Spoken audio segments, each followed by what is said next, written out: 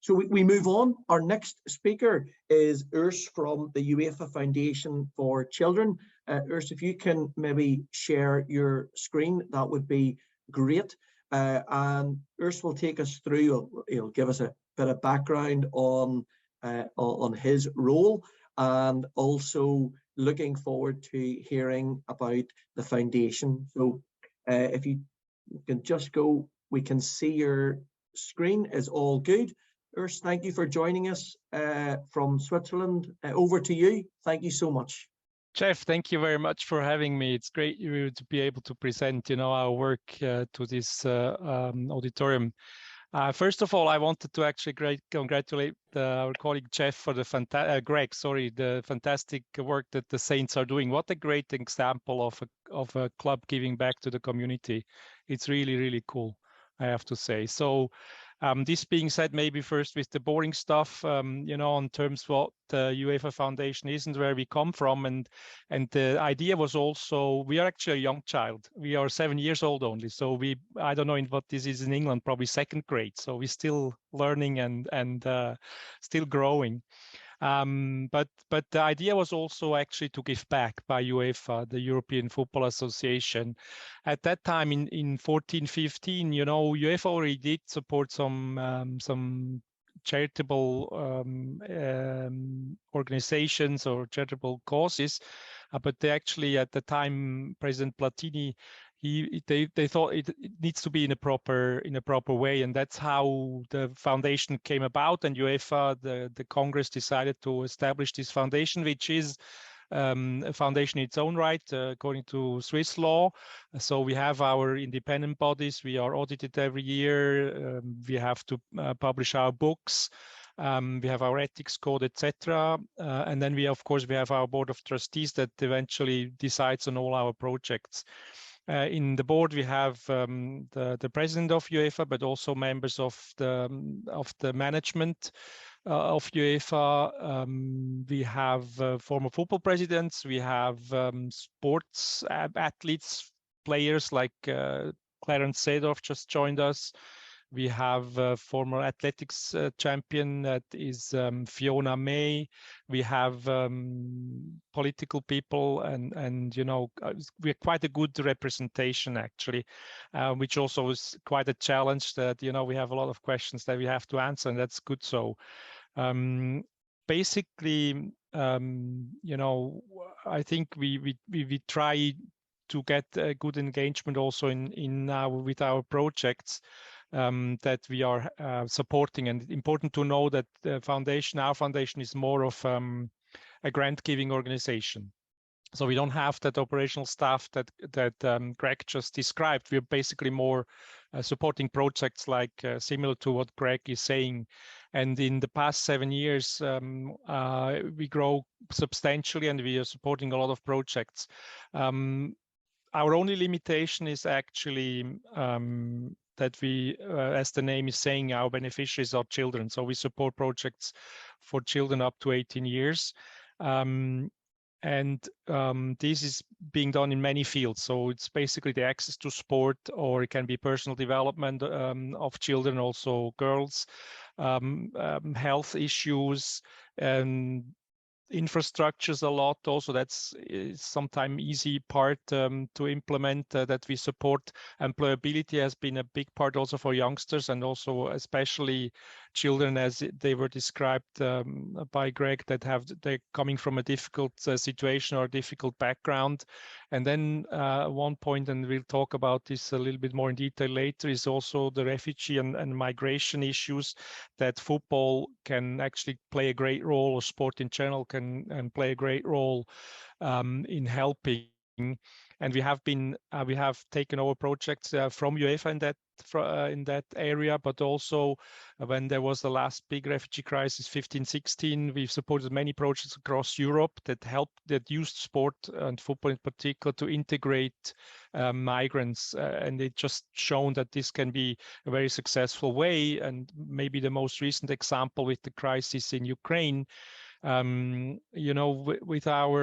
actually very quickly could support activities for Ukraine and this shows just the fantastic network that sports and football provides. I think we had the outbreak of the war was 24 February, and the 2nd of March, we had the first convoy coming from the Moldovan Football Federation that was going to children's hospitals in Ukraine that we could support, because they, in the neighboring countries, they were ready to help, and they were very quick, very reactive. And again, it's just that we can profit from that fantastic network.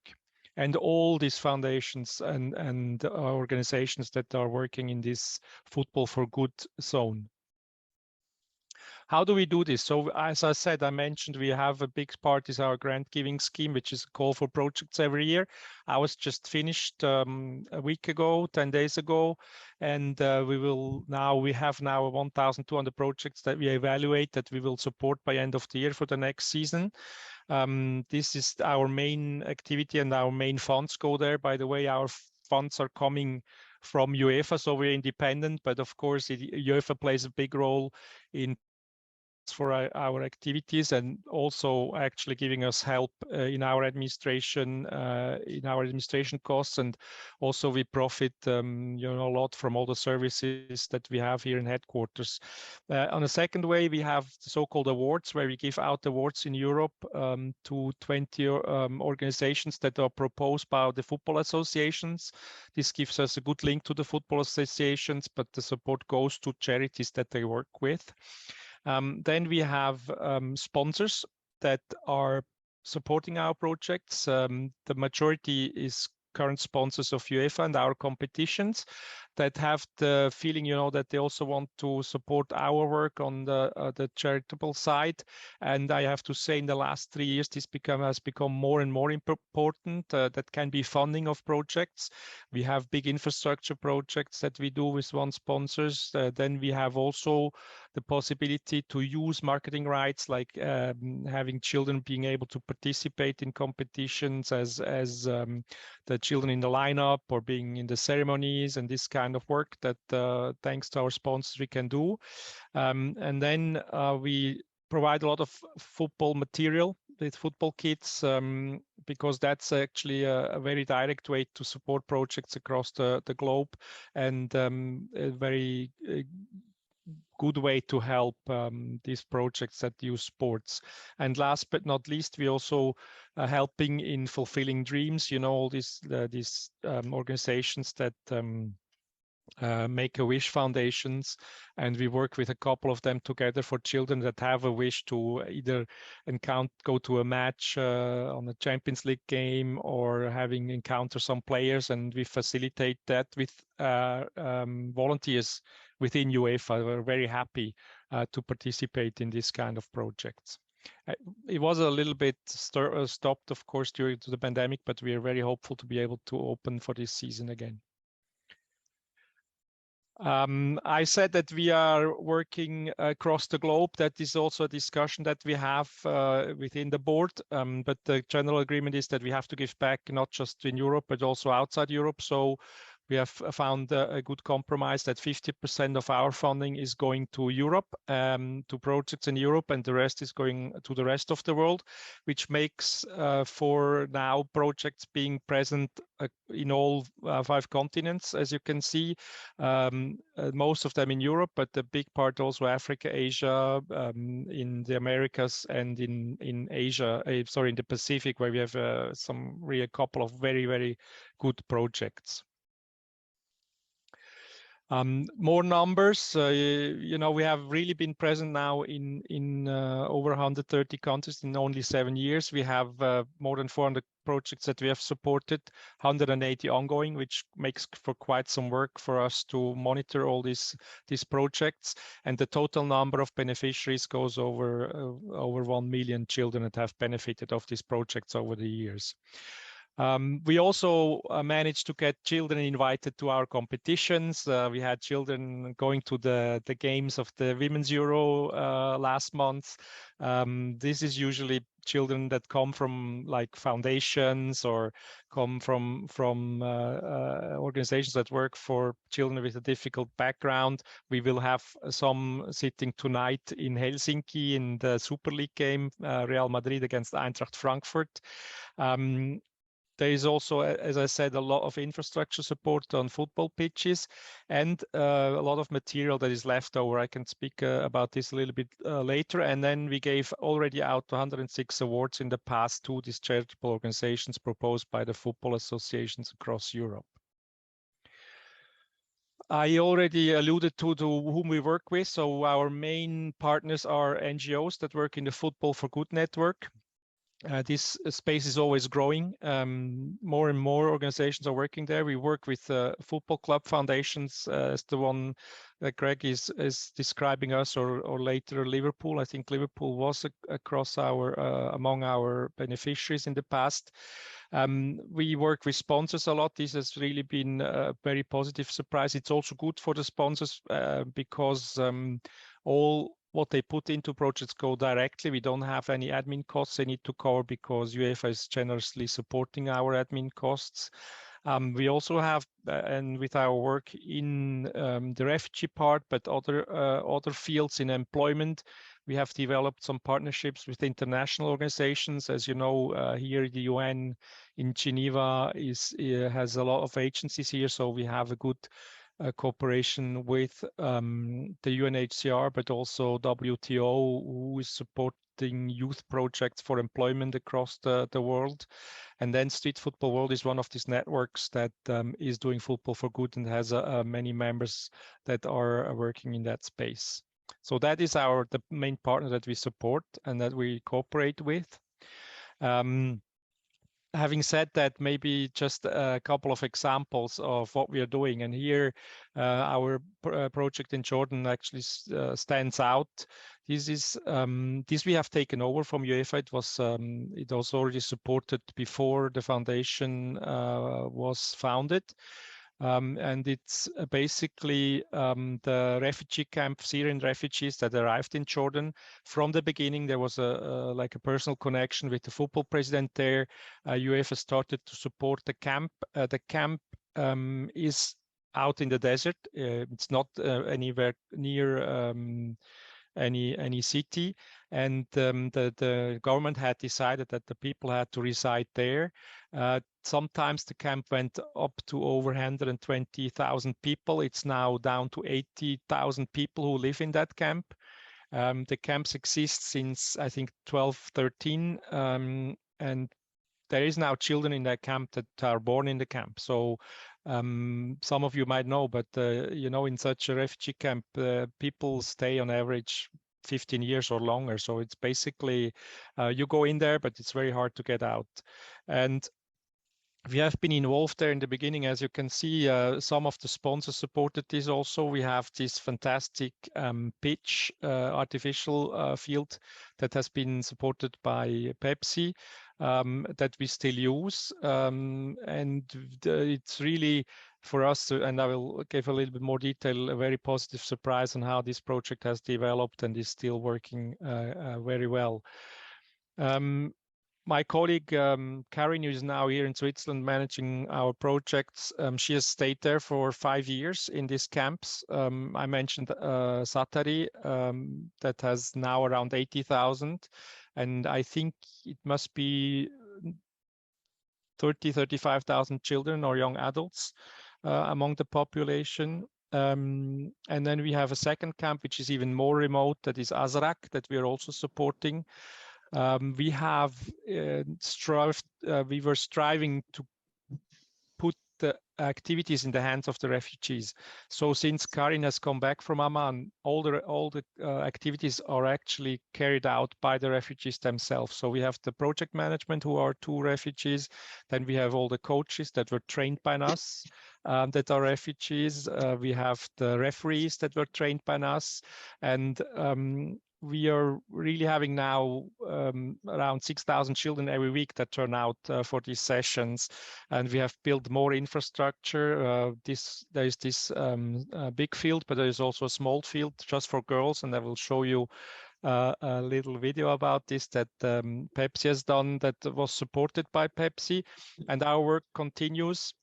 And it cannot be underestimated what sports actually means for children and young adults in this kind of circumstances.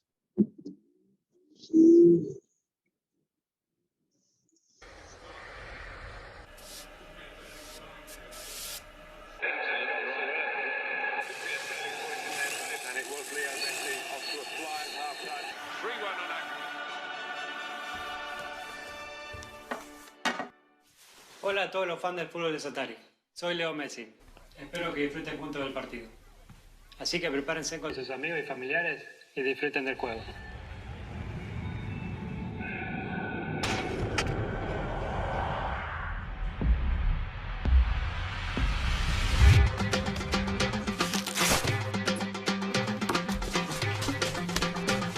وين رايحة؟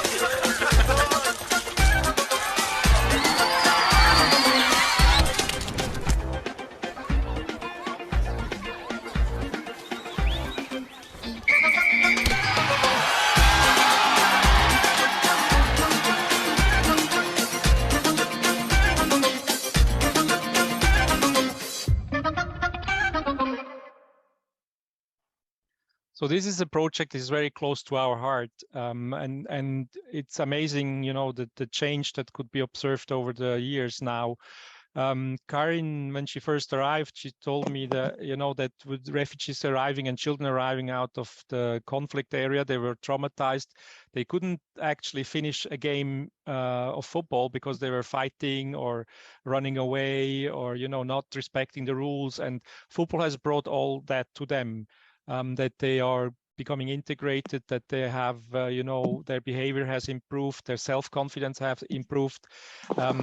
Big impact on the girls as well. In the beginning, it was very hard that the parents would let the girls go and play football. That's why we created this safe space for them with the pitch for themselves.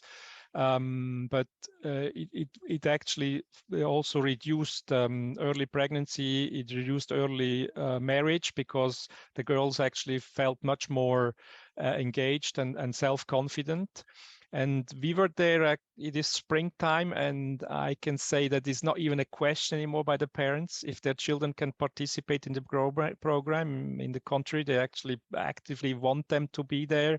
Also, the camp administration asked us to organize again activities and tournament because the times were very difficult during the pandemic, where they also had lockdowns within the camps where this kind of activities were not possible. The camp in Azraq is even more difficult. It's more remote. Living conditions are harsher, and the only thing that children have there is actually school and then sports activities. And they're so, you know, so engaged, and we try to bring them in contact with the real world. And you can see on the picture on the slide here on the top, we organized a esports event, which was also a very positive surprise because it engaged also children with handicap. The girls could participate and they were in contact with other children outside. So it felt let them feel much more normal than their situation would be. We also use, of course, the competitions to promote our work, but also to have children participating. We have always a theme at the Super Cup that we promote. This year it will be, we work with children with cerebral palsy. We have children invited to the events, which can be for them a very big thing. They would never have a chance to be at a Champions League final or a Europa League final. And with the support of our sponsors, we can bring them either to the ceremonies or being on the field with the players, or at least be invited to see the match. And this can be live changing events. I don't know, all the speakers will know that we are part of the football industry, and for us it's normal, but it's still, we have to imagine what it means for children that are in difficult situations to be able to participate in that. Another area where we work a lot with our competitions is leftover material. There is always a lot of stuff that is left after a Euro, for instance, or after a Champions League final. And we have now established the reuse of this material. It's also some licensing partners that now give us this material so that we can distribute it locally to charitable organizations, or we bring it to the refugee camp, which has, of course, a good impact on the environment as well. And the stuff can be used for positive purpose. As I said, you know, we can have different activities. You see the kids here that be able to go to the field in Sevilla this year. These are actually children that coming out from our projects that we visited during the day. And, you know, we have migrant children there from Nicaragua or from Afghanistan that could go on the pitch. So for them, it was just a big excitement. Or we use the robots, these interactive robots that you see on the other pitch, that children under treatment can actually be part of the events in the stadium. Tonight, the Champions League final, the Super Cup final, we will have the children that are coming from the cerebral palsy team from the Finnish Football Association, plus children that coming from difficult environments in Helsinki that will be part of the ceremony, holding the center circle banners. And that is really fantastic work. Yesterday, I had an event with the players, and I just received the news. It's so good to see these children being part of this and playing football, and it gives back a lot to them. As I said, we're also trying to raise awareness during the events, and as a last part, I will show you the video that was played on all the big screens during the Euro in England, to also, you know, having the public known that girls can be as well on the pitch as anyone else.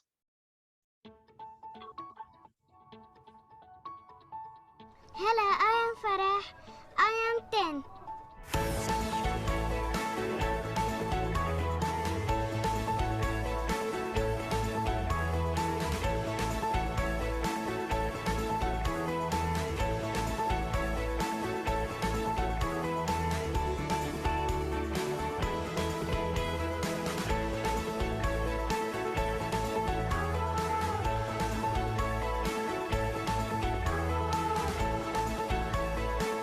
Football is for everyone, and I want all girls to know that they are all champions. Maybe also work, you know, it's so fantastic to do this work, to this positive work with the children for UEFA and with the players. I have to say, all the players always very supportive with our work. They really happy to give back and to provide help and to be part of it. So this is always just positive energy that comes out of this. And me and my staff, we are so glad to be able to do this, and it gives us so much purpose that we can't do enough of it, and we hope we can do it much more in the future. And that's it for me, Geoff. I give back to you. Thank you.